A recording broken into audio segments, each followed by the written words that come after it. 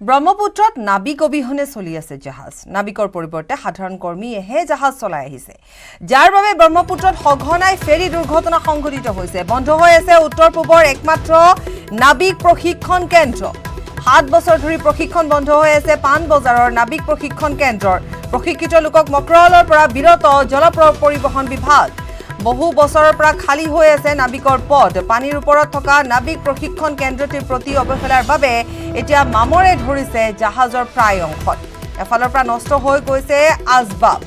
ইটোৰ পাছত হিটু কৈ নতুন নতুন কথা উদ্ভাৱন হৈছে দেখিবলৈ পোৱা গৈছে যে ঠিক কেসু খান্দুতে গাত খান্দে হাপ উলোৱাৰ দৰে যেন এটা প্ৰক্ৰিয়া আৰম্ভ হৈছে আৰু এতিয়া নতুন এটা কথা পোহৰলৈ আহিছে যে প্ৰশিক্ষণ যি কেন্দ্ৰ খিয়াই বন্ধ হৈ আছে 7 বছৰ ধৰি প্ৰশিক্ষণ বন্ধ হৈ আছে আৰু বহু বছৰৰ পৰা এই নাবিকৰ পথসমূহ খালি হৈ আছে কেৱল মাত্ৰ কৰ্মচাৰীয়েহে চলাই আছে নষ্ট হৈছে প্ৰশিক্ষণ কেন্দ্ৰৰ সামগ্ৰী জাহাজত মামৰে ধৰিছে নাবিক অবিহনে চলি আছে নাবিকৰ পৰিৱৰ্তে সাধাৰণ কৰ্মীয়েহে জাহাজ চলাইছে আৰু এইটো হৈছে নাবিক প্ৰশিক্ষণ কেন্দ্ৰ যিটো কেন্দ্ৰ 7 বছৰৰ পৰা বন্ধ হৈ আছে পানবজাৰৰ নাবিক প্ৰশিক্ষণ কেন্দ্ৰ আৰু ইতিমধ্যে আমি কৈছোৱে যে বহু বছৰ ধৰি এই পথসমূহ খালি হৈ আছে সাধাৰণ কৰ্মচাৰীয়েহে জাহাজ চলাই আছে প্ৰশিক্ষণ নোহোৱাটো দুৰ্বলতা কিন্তু আমি জনাত এইটো প্ৰাইভেট বোট আছিল তেওঁলোক মানে সেই প্ৰাইভেট বোটৰ চালকবিলাকে চলাইছিল প্ৰাইভেট হ'লেও তেওঁলোকৰ প্ৰশিক্ষণ লাগে হয় তেওঁলোকে প্ৰশিক্ষণ লোৱা নাই আনে ব্ৰেকিং নিউজ বিশ্বনাথ জিলাৰ বিহালী ৰাংচালি অঞ্চলৰ ব্ৰহ্মপুত্ৰ নৈত উদ্ধাৰ হৈছে এটা বেগৰ ভিতৰত আছে এজন লোকৰ গুৰুত্বপূৰ্ণ নথিপত্ৰ সহ পৰিচয় পত্ৰ বেগটোত পোৱা গৈছে লখিমপুৰৰ ঢকুৱাখনাৰ মদন পেগু নামৰ লোক এজনৰ নথিপত্ৰ voter card PAN card ATM কাৰ্ডৰ লগতে গাড়ী নথিপত্ৰ উদ্ধাৰ হৈছে কেইজনমান মাছমৰীয়াই এই বেগটো উদ্ধাৰ কৰিছে বেগটো নিমাতীঘাট নাও দুৰ্ঘটনাৰ যাত্ৰী বুলি সন্দেহ প্ৰকাশ কৰা হৈছে আজি বিহালী থানাত বেগটো সমঝাই দিয়া হৈছে উল্লেখযোগ্য যে বিশ্বনাথ ঘাটতে উদ্ধাৰ হৈছিল নাও দুৰ্ঘটনাত নিহত ইন্দ্ৰেশ্বৰ বৰাৰ বেগো তাৰ এদিন পিছতে ইন্দ্ৰেশ্বৰ বৰাৰ মৃতদেহ উদ্ধাৰ হৈছিল পুনৰ কৈছো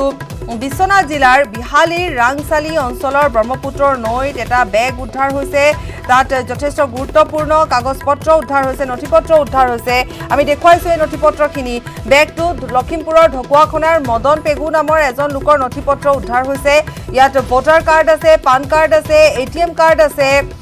গাড়ী নথিপত্ৰ আছে কেইজনমান মাছমৰীয়াই এই বেগটো উদ্ধাৰ কৰিছে আৰু ইতিমধ্যে এটা সন্দেহ আহি পৰিছে সন্দেহ প্ৰকাশ কৰা হৈছে যে হয়তো নিমাতীঘাট নাও দুৰ্ঘটনাৰ যাত্ৰীৰ হ'ব পাৰে এই বিশেষ বেগটো আজি বিহালী থানাত এই বেগটো সমঝাই দিয়া হৈছে আৰু উল্লেখ কৰিব পাৰি এইখিনিতে যে বিশ্বনাথ ঘাটতে নাও দুৰ্ঘটনাত নিহত ইন্দ্ৰেশ্বৰ বৰাৰো বেগ উদ্ধাৰ হৈছিল আৰু তাৰ পিছতে ইন্দ্ৰেশ্বৰ বৰাৰ মৃতদেহো উদ্ধাৰ হৈছিল গতিকে এটা সন্দেহ কৰা হৈছে হয়তোবা নিমাতীঘাটৰ দুৰ্ঘটনাত সংঘটিত হোৱাৰ কোনো লোক হ'ব পাৰে কিন্তু আমি এই মুহূৰ্তত সেইখিনি কাগজ পত্ৰ দেখুৱাই গৈছো আৰু বিহালী ব্ৰহ্মপুত্ৰ নৈত মাছমৰীয়া জালত উঠিছিল বেগটো আৰু বেগটো ইতিমধ্যে তাত বহুখিনি নথিপত্ৰ যাৱতীয় নথিপত্ৰ তাত দেখিবলৈ পোৱা গৈছে কেইবাটাও গুৰুত্বপূৰ্ণ নথিপত্ৰ পোৱা গৈছে মাছমৰীয়াই উদ্ধাৰ কৰিছিল বেগটো নিমাতীঘাট নাও দুৰ্ঘটনাৰ যাত্ৰী বুলি এটা সন্দেহ প্ৰকাশ কৰা হৈছে ইতিমধ্যে আমি কৈছোৱে যে ব্ৰহ্মপুত্ৰৰ নৈত এই বেগটো উদ্ধাৰ হৈছে এজন লোকৰ নথিপত্ৰ সহ পৰিচয় পত্ৰ উদ্ধাৰ হৈছে লোকজন ঢকুৱাখনাৰ বুলি জানিব পৰা গৈছে কিন্তু যি নথিপত্ৰ তাত উদ্ধাৰ হৈছে মদন পেগু নামৰ এজন লোকৰ নথিপত্ৰ উদ্ধাৰ হৈছে আৰু বেগটো ইতিমধ্যে আমি কৈছোৱে যে বেগটো মাছমৰীয়াসকলে উদ্ধাৰ কৰিছে 4-5খনকে এটিএম আছে এইচডিবি বেংক আপোনাৰ ষ্টেট বেংক ইকো বেংক আৰু গাড়ী ড্ৰাইভিং লাইচেন্স আদি 14টা কাৰ্ড আছে আমি মাছ মাৰিবলৈ যাওঁতে আমি মাছমৰীয়া মানুহ মাছ মাৰিবলৈ যাওঁতে আপোনাৰ বেগটো পাইছিলোঁ বেগটো পাই লৈ পেলাই মই মানে তাত কি নথিপত্ৰ আছে নেকি চাইছিলোঁ চোৱাৰ পাছত আপোনাৰ এই পান কাৰ্ড এটিএম কাৰ্ড এইখিনি পালোঁ পাই লৈ পেলাই লৈ আহি পিডিবি অৱগত কৰিলোঁ অৱগত কৰি লৈ পেলাই বস্তুখিনি ৰাতি হোৱাৰ কাৰণে সমঝাই নিদিলোঁ এতিয়া আপোনাৰ সমঝাই দিম কি আছে ডিটেইলছটো কওকচোন এটিএম আছে আপোনাৰ পান কাৰ্ড আছে ভোটাৰ আইডি আছে তাৰপিছত আপোনাৰ গাড়ী আৰচি আছে তাৰপিছত আপোনাৰ আৰু আপোনাৰ বেংকৰ কিছুমান কাৰ্ড আছে আৰু তুষাৰ হাজৰিকাৰ সৈতে ফোনযোগে সংযুক্ত হৈছো তুষাৰ এটা বেগ উদ্ধাৰ হৈছে ইতিমধ্যে আমি এই খবৰ জনাইছো আমাৰ দৰ্শকসকলক আৰু তাত যিজন লোকৰ নথিপত্ৰ তাত উদ্ধাৰ হৈছে তেওঁৰ নাম হৈছে মদন পেগু আৰু এটা সন্দেহ প্ৰকাশ কৰা হৈছে হয়তোবা নিমাতীঘাটৰ দুৰ্ঘটনাৰ সৈতে বেগটো কিবা কাৰণত সংযোগ যদি হয় কাৰণ হয়তো কোনো যাত্ৰী হ'ব পাৰে নেকি এনে ধৰণৰ বিভিন্ন প্ৰশ্ন এতিয়া উত্থাপন হৈছে তুষাৰ হয়, পাপৰি নাও দুৰ্ঘটনাৰ পিছতে আচলতে ক'ব লাগিব যে যিসমূহ যাত্ৰী সেই নাওখনত আছিলে সেই যাত্ৰীসমূহৰ অধিকাংশই আচলতে বেগ নদীৰ যি বোৱতী সোঁত সেই বোৱতী সোঁতে উটুৱাই লৈ আহিছিলে আৰু দেখিবলৈ পোৱা গৈছে যে শেহতীয়াকৈ এটাৰ পিছত আনটো বেগেই হওক বা নিখোজ হৈ থকা যি ইন্দ্ৰেশ্বৰ বৰাই হওক সকলোৱে আচলতে সন্ধান পোৱা গৈছে আৰু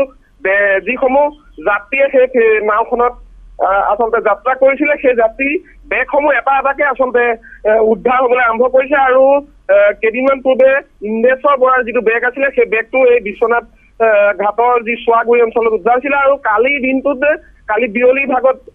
এটা বেগ উদ্ধাৰ হৈছিলে এই বিহালীৰ যি ৰাংচালি গাঁও সেই ৰাংচালি গাঁৱত আৰু এই যি এই বেগটো মদন পেগু নামৰ এজন ব্যক্তিৰ আৰু সেই ব্যক্তিজনৰ ঘৰ ঢকুৱাখানাত ইতিমধ্যে এই বেগটো যি মাছমৰীয়া এই বেগটো উদ্ধাৰ কৰিছিলে সেই বেগটো এতিয়া বিহালী থানাত চঞ্জাই দিয়া হৈছে আৰু বিহালী আৰক্ষীয়ে আচলতে পৰীক্ষা কৰি আছে সেই বেগটো নাও দুৰ্ঘটনাৰ কোনোবা যাত্ৰীৰ নেকি আৰু যিখন চৰকাৰীভাৱে যি লিষ্ট প্ৰস্তুত কৰা হৈছে যি তালিকা প্ৰস্তুত কৰা হৈছিলে যে এই নাও দুৰ্ঘটনাৰ সময়ত সেই নাওখনত কোন যাত্ৰী উপস্থিত আছিল সেই লিষ্টখনত আচলতে চালে ওলাই পৰিব যে এই মদন পেগু বোলা ব্যক্তিজন সেই নাওখনত আছিল নে নাই আৰু যদিহে সেই মদন পেগু এই নাওখনত আছিলে তেতিয়াহ'লে তেওঁ এইটো বেগ আৰু তেওঁ এই বেগত ভোটাৰ কাৰ্ড পান কাৰ্ড এইটোৱে ডাঙৰ কথা যে এতিয়া মদন পেগু নামৰ কোনো লোক আছিল নে নাই কাৰণ ইতিমধ্যে নিৰুদ্দেশ হোৱা লোকৰ ভিতৰত আৰু এজন চিকিৎসকৰ কথাহে কোৱা হৈছে গতিকে তেনে স্থলত মদন পেগুৱেও যাত্ৰা কৰিছিল নে নাই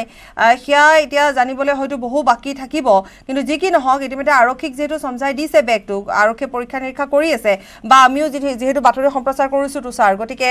যদিহে কোনো লোক মদন পেগুৰ পৰিচিত কোনো লোকে এই বাতৰি চাইছে তেতিয়াহ'লে নিশ্চিতভাৱে যোগাযোগ কৰিব পাৰে যোগাযোগ কৰিবলৈ তুষাৰ আপুনি আকৌ এবাৰ কৈ দিয়ক যে ক'ত যোগাযোগ কৰিব পাৰে বিহালী আৰক্ষী থানাত যোগাযোগ কৰিব পাৰে তুষাৰ হয় নিশ্চিতভাৱে এই যিটো বেগ উদ্ধাৰ হৈছে বেগটো ইতিমধ্যে বিহালী আৰক্ষীক চমজাই দিয়া হৈছে আৰু গতিকে কোনো লোকে যদি মদন এই মুহূৰ্তত আমাৰ নিউজ 18ত যদি বাতৰি চাই আছে আৰু সেই মদন পেগুক যদি কোনো লোকে চিনি পায় তেতিয়াহ'লে এই যি বেগ এই বেগটোৰ বাবে বিহালী থানাত তেওঁলোকে যোগাযোগ কৰিব পাৰিব আৰু ইতিমধ্যে আমি উল্লেখ কৰিছোঁ যে বেগটোত ভোটাৰ কাৰ্ড পান কাৰ্ড এইসমূহ পোৱা গৈছে আৰু ঢকুৱাখানাত তেওঁৰ ঘৰ আৰু যিখন চৰকাৰীভাৱে যিখন তালিকা আচলতে প্ৰস্তুত কৰিছিলে যিসকল যাত্ৰী সেই নাওখনত যাত্ৰা কৰিছিলে সেই তালিকাখন আচলতে চালেও ওলাই পৰিব মদন পেগু নামৰ ব্যক্তি সেই নাওখনত আছিল নে নাই আৰু এই মুহূৰ্তত এই বেগটো বিহালী থানাত আছে আৰু গতিকে বিহালী থানাৰ পৰা সেই নথি পত্ৰসমূহ আচলতে সংগ্ৰহ কৰিব পাৰিব নিশ্চয় তুষাৰ ধন্যবাদ জনাইছো আমি দৰ্শকসকলক পুনৰ এবাৰ কৈছো যে এটা বেগ উদ্ধাৰ হৈছে আৰু এই বেগটো ব্ৰহ্মপুত্ৰৰ নৈ যেহেতু উদ্ধাৰ হৈছে গতিকে মাছমৰীয়াসকলে উদ্ধাৰ কৰিছে ঢকুৱাখানাৰ মদন পেগু নামৰ এজন লোকৰ নথি পত্ৰ ইয়াত পোৱা গৈছে তাত পেন কাৰ্ড আছে ভোটাৰ আইডি কাৰ্ড আছে কেইবাখনো ATM কাৰ্ড আছে সন্দেহ প্ৰকাশ কৰা হৈছে হয়তো নিমাতী ঘাটৰ যি দুৰ্ঘটনা সেই দুৰ্ঘটনাৰ সময়তে উঠি আহিছে বেগটো যদিহে মদন পেগু নামৰ কোনো যাত্ৰী সেই সময়ছোৱাত নাৱত আছিল তেওঁৰ যদি পৰিচিত কোনো ব্যক্তি আছে বা অন্যথা যদি এই বেগটো অন্য ধৰণে উঠি আহিছে বা সেইজন লোকে উদ্ধাৰো হৈছে তেওঁ যদি যোগাযোগ কৰিব বিচাৰিছে তেতিয়াহ'লে বিহালী থানাৰ সৈতে তেওঁলোকে যোগাযোগ কৰিব পাৰে সেই বেগটো বিহালী থানাৰ আৰক্ষীৰ হাতত আছে আৰক্ষীয়ে পৰীক্ষা নিৰীক্ষা কৰাৰ সমান্তৰালভাৱে অনুসন্ধান ইতিমধ্যে আৰম্ভ কৰিছে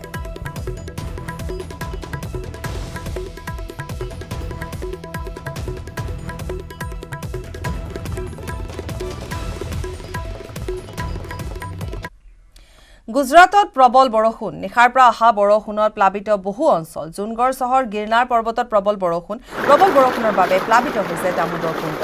পুনৰ এবাৰ কৈছো দৃশ্য দেখক গুজৰাটত প্ৰবল বৰষুণ আৰম্ভ হৈছে নিশাৰ পৰা অহা বৰষুণত বহু অঞ্চল প্লাবিত হৈ পৰিছে জুনগড় চহৰ গিৰনাৰ পৰ্বতত প্ৰবল বৰষুণ আৰু প্ৰবল বৰষুণৰ বাবে প্লাবিত হৈছে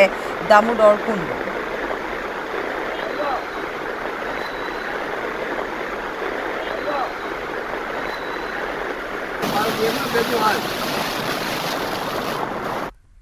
আৰু ইফালে আজি গুজৰাটৰ মুখ্যমন্ত্ৰীৰূপে শপত ল'ব ভূপেন্দ্ৰ পেটেলে বিজয় ৰূপানীৰ স্থলাভিষিক্ত হ'ব ভূপেন্দ্ৰ পেটেল শপত গ্ৰহণ অনুষ্ঠানত উপস্থিত থাকিব কেন্দ্ৰীয় গৃহমন্ত্ৰী অমিত শ্বাহ অনুষ্ঠানত গোৱা হাৰিয়ানা কৰ্ণাটক আৰু মধ্যপ্ৰদেশৰ মুখ্যমন্ত্ৰী উপস্থিত থাকিব ঘাটলদিয়া সমষ্টিৰ বিধায়ক ভূপেন্দ্ৰ পেটেল 2022 চনত গুজৰাটৰ বিধানসভা নিৰ্বাচন হ'ব আৰু পুনৰবাৰ এইখিনিতে কৈ দিছোঁ যে আজি গুজৰাটৰ মুখ্যমন্ত্ৰীৰূপে শপত ল'ব ভূপেন্দ্ৰ পেটেলে বিজয় ৰূপানীৰ স্থলাভিষিক্ত হ'ব ভূপেন্দ্ৰ পেটেল শপত গ্ৰহণ অনুষ্ঠানত উপস্থিত থাকিব কেন্দ্ৰীয় গৃহমন্ত্ৰী অমিত শ্বাহ অনুষ্ঠানত গোৱা হাৰিয়ানা কৰ্ণাটক আৰু মধ্যপ্ৰদেশৰ মুখ্যমন্ত্ৰী উপস্থিত থাকিব ঘাটলদিয়া সমষ্টিৰ বিধায়ক ভূপেন্দ্ৰ পেটেল 2022 চনত হ'ব গুজৰাটৰ বিধানসভা নিৰ্বাচন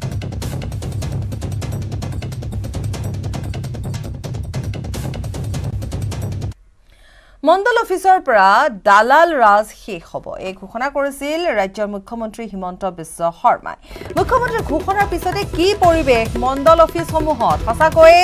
শেষ হ'বনে মণ্ডল আৰু দালালৰ মাজৰ সেই কুপৰম্পৰা আমাৰ সৈতে সঞ্জীৱ লাহন থাকিব আমি অধিক জানিম কিন্তু পুনৰ এবাৰ কৈছো যে যেহেতু এই কথা ঘোষণা কৰা হৈছে মণ্ডল অফিচৰ পৰা দালাল ৰাজ শেষ হোৱাৰ কথা কোৱা হৈছে এই ঘোষণা কৰিছিল ৰাজ্যৰ মুখ্যমন্ত্ৰী ডক্টৰ হিমন্ত বিশ্ব শৰ্মাই কিছুদিন পূৰ্বে গতিকে মুখ্যমন্ত্ৰীয়ে এই কথা ঘোষণা কৰাৰ পিছত মণ্ডল অফিচসমূহত বৰ্তমান কেনে পৰিৱেশে বিৰাজ কৰিছে আৰু সঁচাকৈয়ে মণ্ডল আৰু দালালৰ যি এক কুপৰম্পৰা আছে যি সংযোগ আছে যেনে ধৰণৰ লেনদেন আছে সেয়া সঁচাকৈ শেষ হ'বনে তাকে লৈ এতিয়া বিভিন্নজনৰ প্ৰশ্ন উত্থাপন হৈছে বিভিন্নজনৰ মাজত আৰু বিশেষকৈ সচেতন মহলৰ মাজত এই প্ৰশ্ন উত্থাপিত হৈছে কাৰণ এই কথা ঘোষণা কৰাৰ পিছত যথেষ্ট সকাহ লাভ কৰিছিল সাধাৰণ ৰাইজে গতিকে তাৰ পিছত এতিয়া প্ৰশ্ন উত্থাপন হৈছে সঁচাকৈ এই কুপৰম্পৰাৰ অন্ত পৰিব নে নাই সঞ্জীৱ লাহন আছে আমাৰ সৈতে সংযুক্ত হ'ম সঞ্জীৱ এংকৰ কোন আছে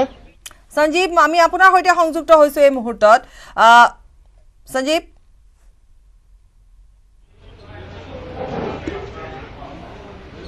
হেল্ল' সঞ্জীৱ আপুনি মোক শুনা পাইছে সঞ্জীৱ আপুনি যদি মোক শুনা পাইছে হয় সঞ্জীৱ আপুনি মোক শুনা পাইছে সঞ্জীৱ আপুনি মণ্ডল অফিচত আছে হয়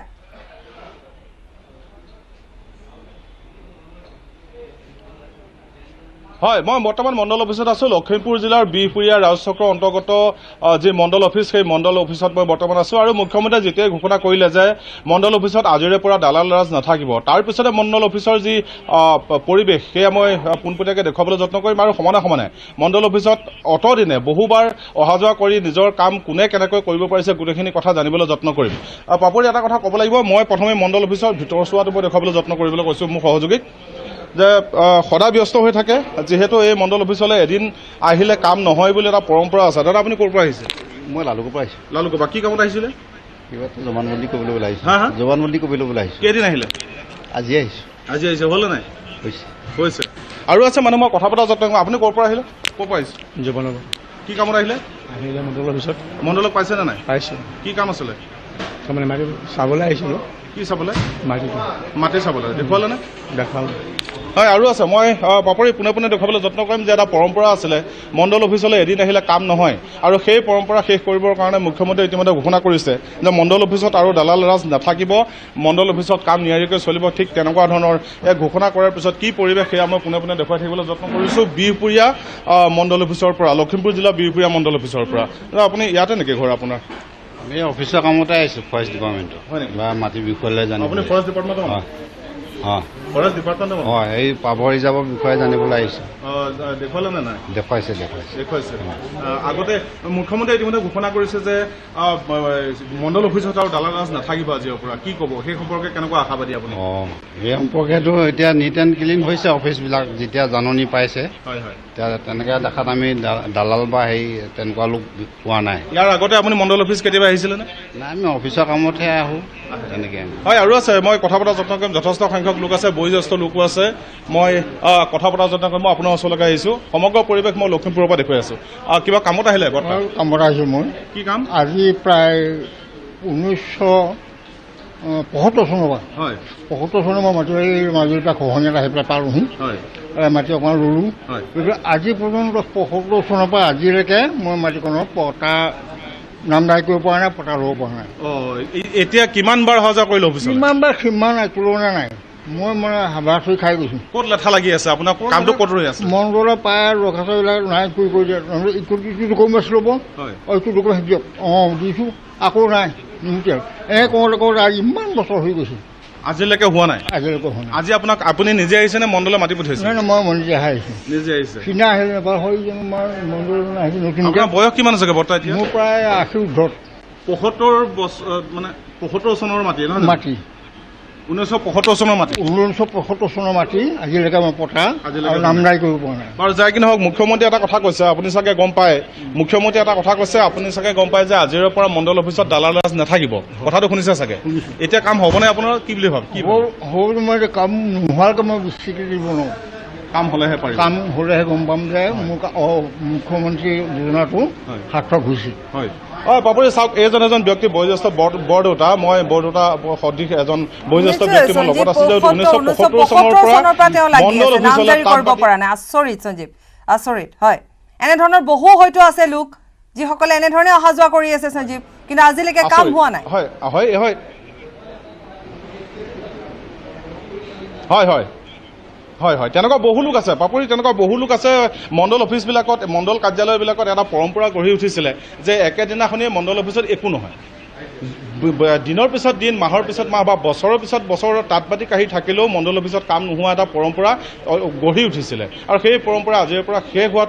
শেষ যদি হয় অতি ভাল লক্ষণ। যদি তেনেকৈ থাকে তেতিয়াহ'লে মুখ্যমন্ত্ৰীৰ যি প্ৰতিশ্ৰুতি বা যি নিৰ্দেশ সেয়া অসাৰ প্ৰতিপন্ন হ'ব। আপুনি কিবা কামত আহিলে? হয়, মই আজি দৰখাস্ত এখন দিলোঁ।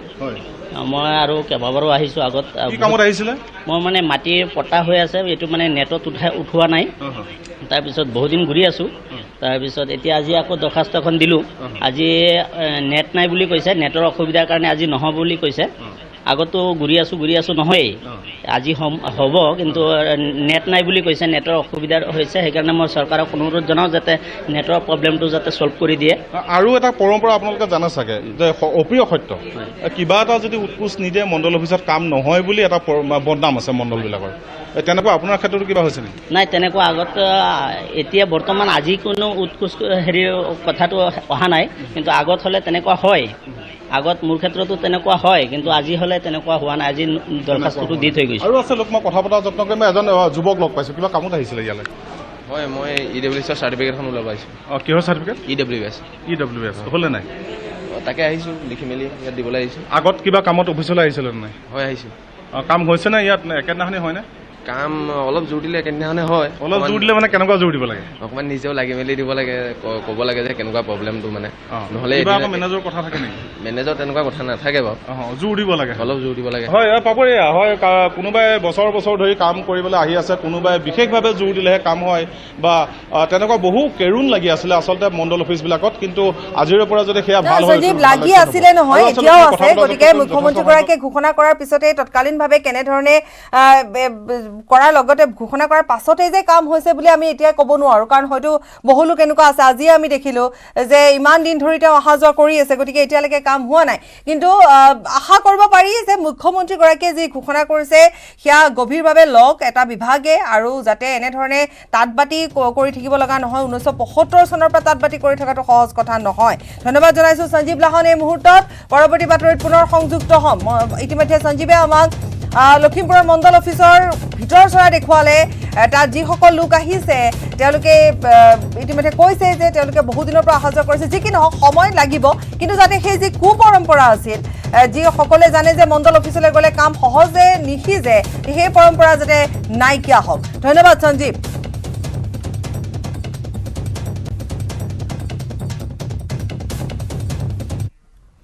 নিমাতীঘাট নাও দুৰ্ঘটনাৰ পিছত কঠোৰ মৰিগাঁও জিলা প্ৰশাসন। মৰিগাঁও ভুটভুটিৰ মালিক চালকলৈ কঠোৰ নিৰ্দেশনা জাৰি কৰা হৈছে। ভুটভুটিত ডাবল ইঞ্জিন লাইফ জেকেট ৰখাৰ নিৰ্দেশ দিয়া হৈছে। লাহৰীঘাটৰ ৰাজহ চক্ৰ বিষয়াই নিৰ্দেশনা জাৰি কৰিছে, অন্যথা প্ৰশাসনে ভুটভুটিসমূহ জব্দ কৰিব। পুনৰ কৈছো, নিমাতীঘাট নাও দুৰ্ঘটনাৰ পিছত এতিয়া মৰিগাঁও জিলা প্ৰশাসন কঠোৰ হৈছে। মৰিগাঁৱৰ ভুটভুটিৰ মালিক চালকলৈ কঠোৰ নিৰ্দেশনা জাৰি কৰা হৈছে। ভুটভুটিত ডাবল ইঞ্জিন লাইফ জেকেট ৰখাৰ নিৰ্দেশ দিয়া হৈছে।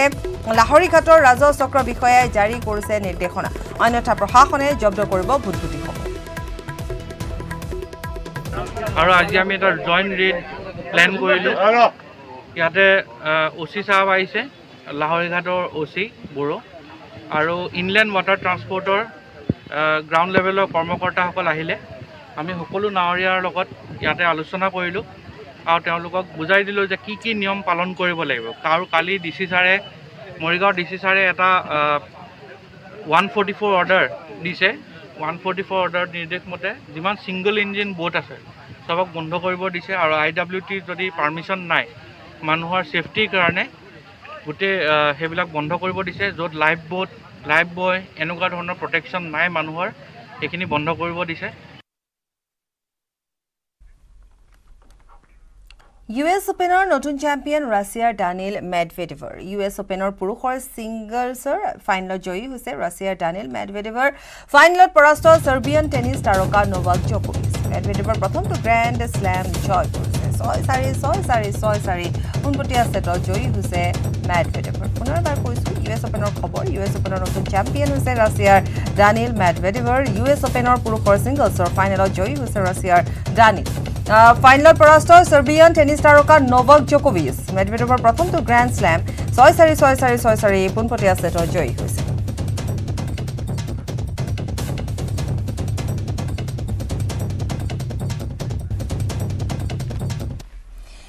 আৰু ইফালে ভাৰতীয় ক্ৰিকেট দলৰ নতুন অধিনায়ক হ'ব ৰোহিত শৰ্মা সীমিত অভাৰৰ খেলৰ অধিনায়ক হ'ব ৰোহিত T20 বিশ্বকাপৰ পিছতে ৰোহিত অধিনায়ক হোৱাৰ সম্ভাৱনা আছে বিৰাট কোহলীয়ে নিজে এই কথা ঘোষণা কৰাৰ সম্ভাৱনাও আছে বিৰাট কোহলীয়ে বেটিং আৰু টেষ্টৰ অধিনায়কত মনোনিৱেশ কৰিব এদিনীয়া আৰু T20ৰ অধিনায়ক হ'ব ৰোহিত শৰ্মা কোহলী অধিনায়কত্ব কৰিছে 95খন এদিনীয়াত ইয়াৰে 65খনত জয়ী হোৱাৰ বিপৰীতে 27খনত পৰাজিত হৈছে 45খন T20ত নতুন নেতৃত্ব দিছে বিৰাট কোহলীয়ে ইয়াৰে জয়ী হৈছে 27খনত পৰাজিত হৈছে 14খনত আনহাতে ৰোহিত শৰ্মাই 10খন এদিনীয়াত অধিনায়কত্ব কৰিছে জয়ী হৈছে 8খনত পৰাজিত হৈছে 2খনত ৰোহিত শৰ্মাই 19খন T20ত অধিনায়কত্ব কৰিছে 15খনত জয়ী হোৱাৰ বিপৰীতে 4খনত পৰাজয় হৈছে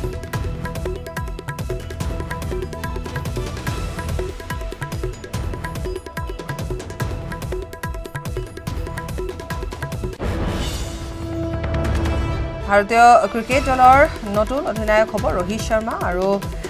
বিশেষভাৱে যেহেতু সীমিত অভাৰৰ খেলৰ অধিনায়ক হ'ব ৰোহিত শৰ্মা T20 বিশ্বকাপৰ পিছতে ৰোহিত অধিনায়ক হোৱাৰ সম্ভাৱনা বিৰাট কোহলী নিজেই কথা ঘোষণা কৰাৰ সম্ভাৱনা বিৰাট কোহলীয়ে বেটিং আৰু টেষ্ট অধিনায়কত্বত মনোনিৱেশ কৰিব এদিনীয়া আৰু T20ৰ অধিনায়ক হ'ব ৰোহিত কোহলীয়ে অধিনায়কত্ব কৰিছে 95খন এদিনীয়াত ইয়াৰে 65খনত জয়ী হোৱাৰ বিপৰীতে 27খন পৰাজিত হৈছে 45খন T20ত নেতৃত্ব দিছে বিৰাট কোহলীয়ে ইয়াৰে জয়ী হৈছে 27খনত পৰাজিত হৈছে 14